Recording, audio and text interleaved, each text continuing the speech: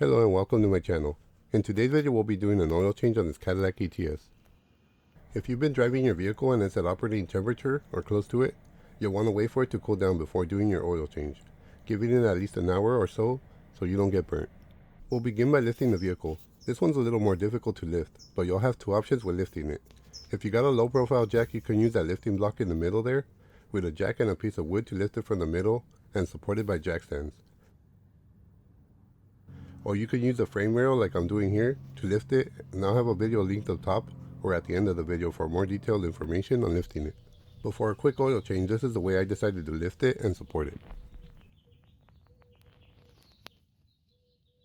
Now that we got it lifted, you'll want to locate the engine's oil pan, which will be located down the middle a little past the lifting block. And here we got our engine's oil drain bolt, which looks like whoever did this oil change before stripped the corners on the drain bolt, so we got to replace that. And now to loosen this drain bolt, you'll want to use a 15mm socket and rotate it counterclockwise. But as you can see, whoever stripped the corners is making it hard for the socket to grab onto them.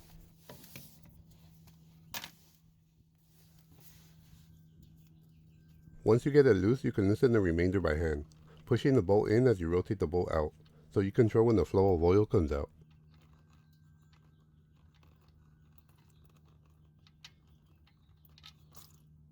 Now we can let the oil pour out for a while, but I'll skip most of that.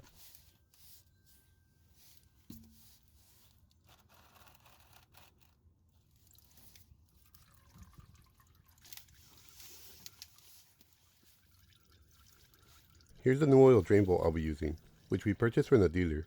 It's slightly different, but it won't affect it at all.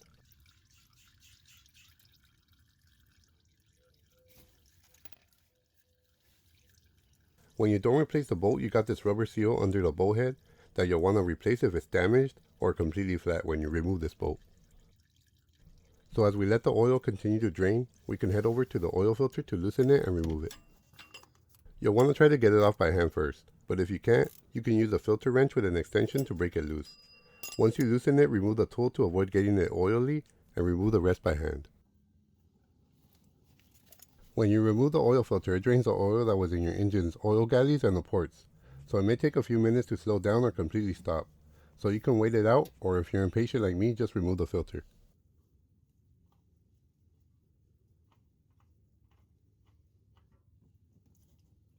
Once you get the filter off, just flip it upside down into the drain pan, and you'll want to wipe the surface, making sure that the oil filter O-ring didn't stay on the mounting surface.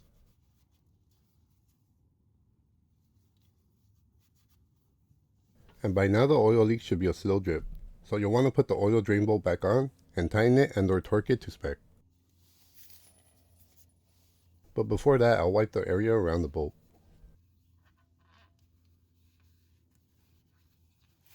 And we can now tighten it down with the same 15mm socket.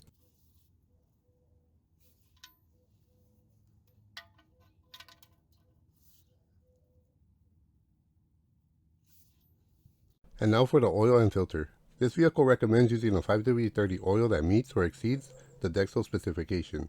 So you'll want to use an oil that shows Dexos on the label, and we'll need about 5 quarts of this. We'll now want to prepare the oil filter by filling it with oil.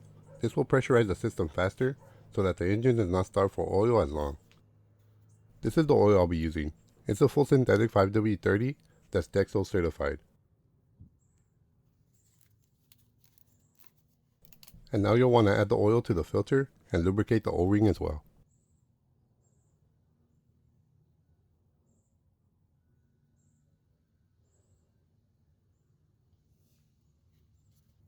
You just want to wipe a little on the O-ring with your finger.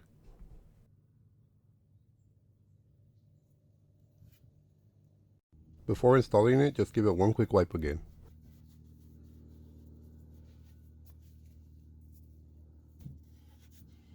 Now we can just spin the filter on and tighten it as much as you can by hand, or using a rag if your hand keeps slipping.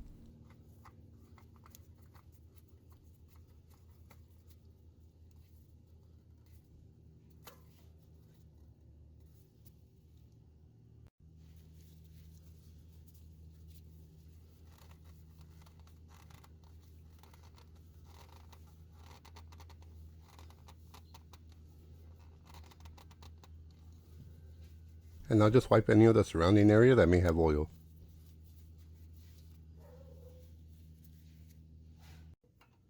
We can now lower the vehicle back on the ground.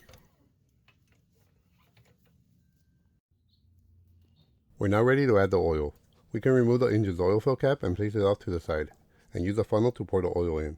I'll add the remaining oil in the quart and the other 4 quarts and see where the level is.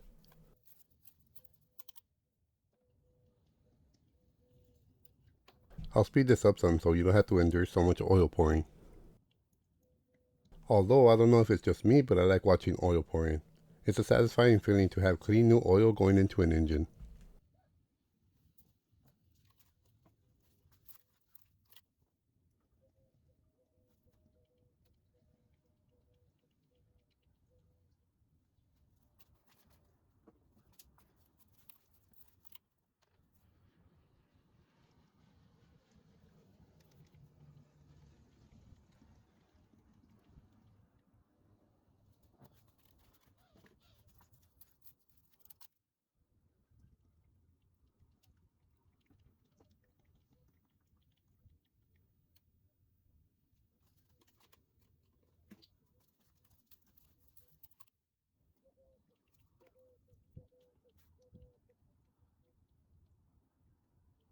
And that does it for the 5 quarts.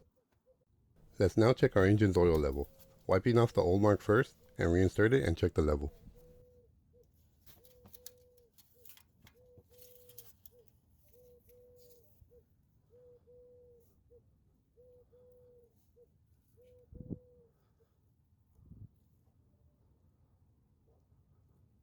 It's so hard to focus on these oil dipsticks, but we're about here, a little above the full mark.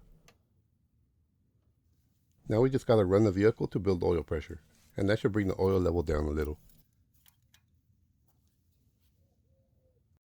But first we gotta remove the funnel and reinstall the oil fill cap.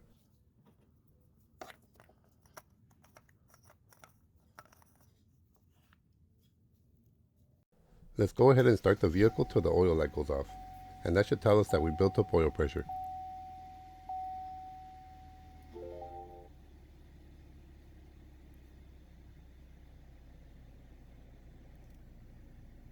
We can now shut off the vehicle and recheck the oil level, wiping out the first mark again and recheck.